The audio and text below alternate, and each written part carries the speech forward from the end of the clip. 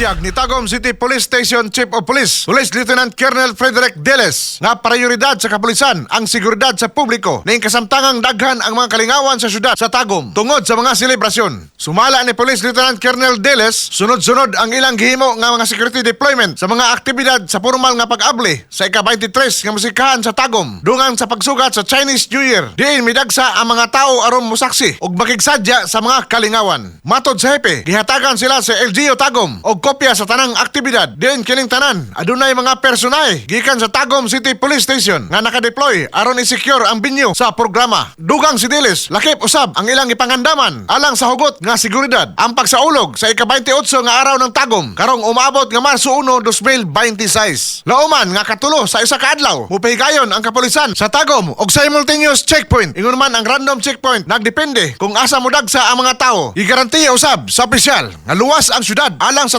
Tagumeños og mga bisita aron muligon ang tuhod makasugakod bisag magluhod. Magturbo mail-in answer matag dulog alang sa nagkayusang Pilipino para sa Pilipinas. Darwin Dulatri, XFM News.